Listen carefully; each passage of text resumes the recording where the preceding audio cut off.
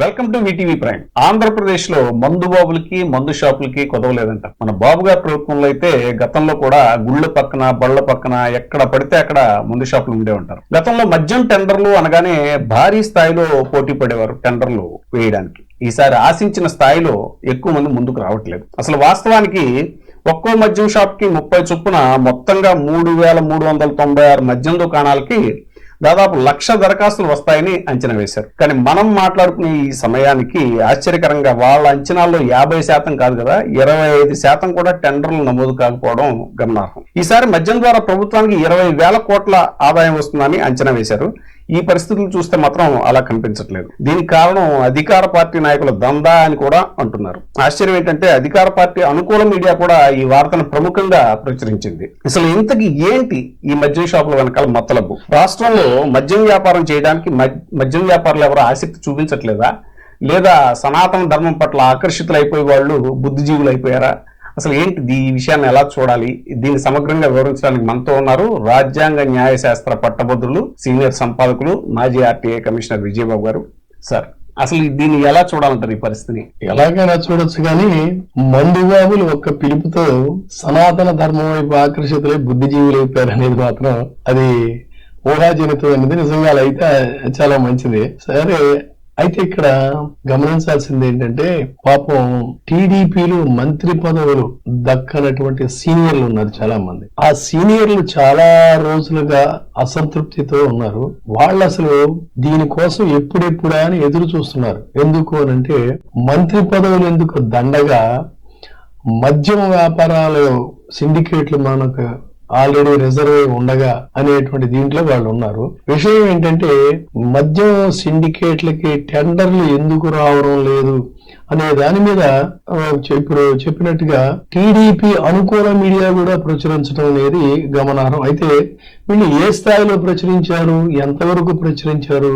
తప్పనిసరిగా ప్రచురించాలి కాబట్టి ఏదో మాకు కూడా జర్నలిజం విలువలు ఉన్నాయని చెప్పేట్టుగా ఏదో చేశారు. అదే కనుక ఒకవేళ బహుశా వైసీపీ ప్రభుత్వం అయ్యి ఉంటే ఒక్కొక్క రోజుకు ఒక కథనాలు కేజీలు కొద్దీ ఎవడెవడు ఎక్కడ దందా చేస్తున్నాడు, వాడి వ్యవహారం ఏంటి, ఎవడెవడు అందులో ఉన్నాడు, వాడి ప్రొఫైల్స్ ఏంటి, అదేంటి మొత్తం డొక్కచించి డోలు కట్టినట్టుగా వేసేసేవాళ్ళు.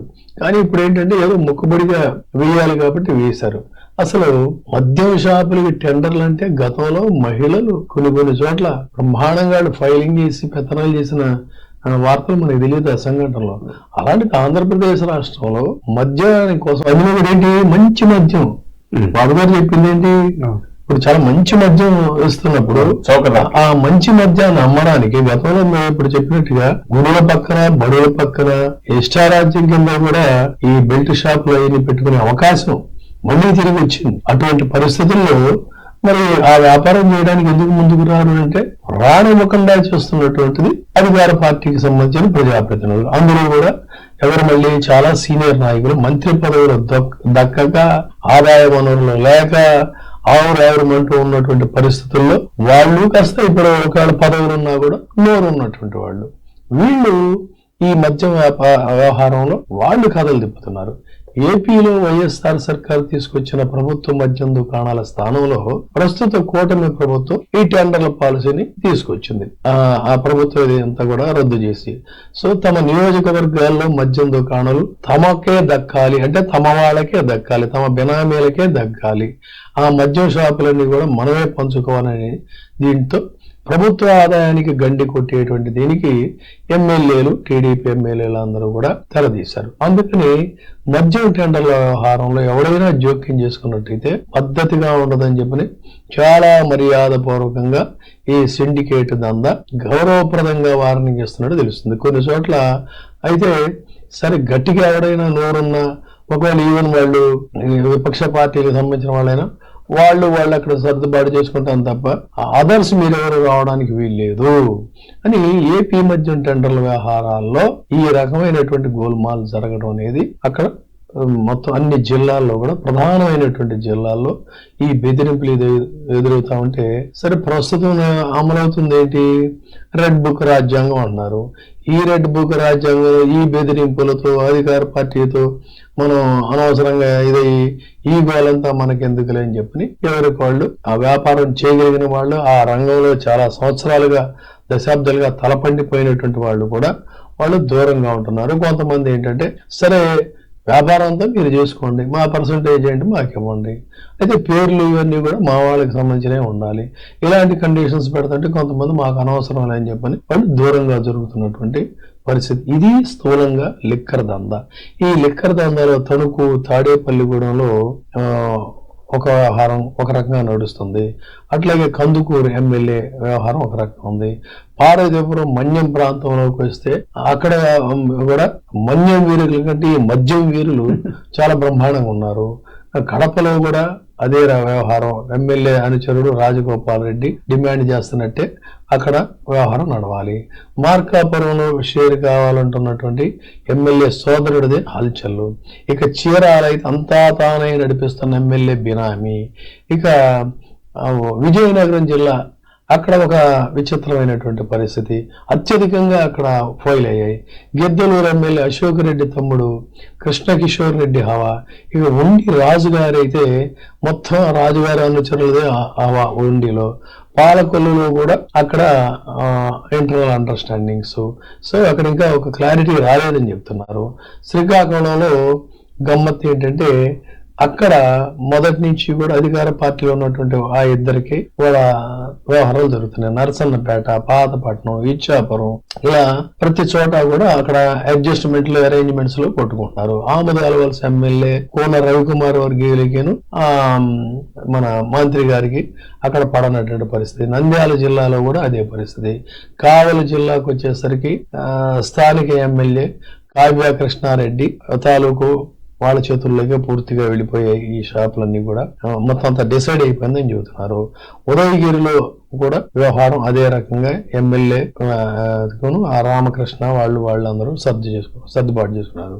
బద్వేలు, ప్రొద్దుటూరు, రాయచోటి, రాజంపేట ఇక్కడ కూడా టెండర్స్ అన్ని కూడా వాళ్ళవే తప్ప అవుట్ సైడర్స్ ఎవరు కూడా వచ్చే పరిస్థితి లేదు. అంటే బలమైనటువంటి వీళ్ళు టీడీపీ నాయకత్వం ఎక్కడైతే ఉందో అక్కడ వాళ్ళదే వ్యవహారంగా నడుస్తుంది. విశాఖపట్నంలో సంగతి సరే అక్కడ మేసాల నాయకుడు ఉండనే ఉన్నాడు సీనియరు. ఆ మేసాల నాయకుడు చెప్పినట్టే అక్కడ హవా నడవాలి, అది అక్కడ పరిస్థితి. కృష్ణా జిల్లాకు వచ్చేసరికి కూడా అదే. అంటే మంత్రి పదవులు ఆశించి భంగపడినటువంటి వాళ్ళు వీళ్ళందరూ కూడా ఈసారి బలంగా అటు ఇసుక దందాలు ఇటు మద్యం ఈ రెండూ సెట్ చేసుకుంటే చాలు, ఈ మంత్రి పదవితో అనవసరం మనకి సైలెంట్ గా సంపాదించుకోవచ్చు. ఇదే పాలసీ. కాబట్టి దీనిని వాస్తవానికి ఏంటంటే గతంలో జగన్మోహన్ రెడ్డి గారు ఇలాంటి దందాలకి వీటికి అసలు రాజకీయం అంటే ఏంటి, ఇదే వ్యవహారం. ఒకసారి గనక ఎన్నికైతే ఆ ప్రజాప్రతినిధి 10 తరాల వరకు సంపాదించుకోవచ్చు అనేటువంటి విధంగా రాజకీయాలు మారిపోయిన పరిస్థితుల్లో జగన్మోహన్ రెడ్డి గారు ఈ తరహా రాజకీయాలకు విభిన్న శైలిలో తనేదో ఒక ల్యాండ్ మార్క్ గా ఉండాలని చెప్పి అనుకోవటం వల్లే మొత్తం ఈ వ్యవహారం అంతా కూడా దెబ్బతింది. అందుకని ఒకవైపు జన్మభూమి కమిటీల దందా, ఇంకొక వైపు ఇసుక దందా, మరొక వైపు మద్యం దందా, ఇన్ని దందాలన్నిటినీ కూడా ఆయన బంద్ పెడితే మరి ఏం జరుగుతుంది పరిస్థితి అది. కాబట్టి మళ్ళీ తిరిగి ఈ దందాలన్నిటికీ కూడా తెరలేపిన పరిస్థితుల్లో చాలా స్పష్టంగా మనకి ఇక్కడ సాక్ష్యాధారాలన్నీ కూడా కనిపిస్తున్నాయి. ఇక రాబోయేటువంటి కాలంలో నాయకులు కావలసినంత సంపాదించుకోవచ్చు. మళ్ళీ తిరిగి బెల్ట్ షాపులు, గుడుల పక్కన, బడుల పక్కన ఇవన్నీ ఉంటాయి. ఎవరో నోరెత్తే పరిస్థితి ఉండడానికి వీల్లేదు. అందుకని మంచి మద్యంతో ఇవాళ హాయిగా మందు బాబులందరూ కూడా తాగొచ్చు, ఊగొచ్చు, తోగొచ్చు. ఇక నేరాలంటారా, సరే ఇప్పటికే ఆల్రెడీ రాష్ట్రంలో నేరాలని ఎదుగుతున్నాయి. ఈ మందు బాబులు పేటరేగిపోయిన తర్వాత ఆంధ్రప్రదేశ్ లో నేరాలు ఎంతవరకు ఆ గ్రాఫ్ ఎలా పెరుగుతుందనేది దాని గురించి మనం తర్వాత మాట్లాడుకుందాం. అవును సార్, అదే అసలు సూపర్ 6 అమలకు కూడా ఇదే ప్రధాన ఆదాయ వనరు అనే ప్రభుత్వం ఫీల్ అవుతున్న టైంలో ఇక ప్రభుత్వానికి గండిపడినట్టే కదా. ప్రభుత్వానికి వాళ్ళకి అసెస్మెంట్ ఇచ్చారు. కోట్ల రూపాయల ఎంత 20,000 కోట్ల అవును 20,000 కోట్ల రూపాయల ఆదాయం ప్రభుత్వానికి వస్తుందని అనుకుంటే టెండర్ల మీద గోడంత డబ్బులు వస్తాయి అనుకుంటే ఇటు టెండర్లు లేవు, ప్రభుత్వ ఆదాయానికి కూడా భారీగా గండిపడేటువంటి పరిస్థితి. బెనిఫిషియర్స్ ఎవరయ్యా అంటే టీడీపీ నాయకులు. చూడాలి ముందు ఇంకా ఎలాంటి పరిణామాలు ఉంటాయో. Thank you very much. ఇప్పుడే సబ్స్క్రైబ్ చేయండి, లైక్ చేయండి, షేర్ చేయండి. వే టీవీ ప్రైమ్, మీ ఉత్తమాభిరుచుల సమ్మేళనం.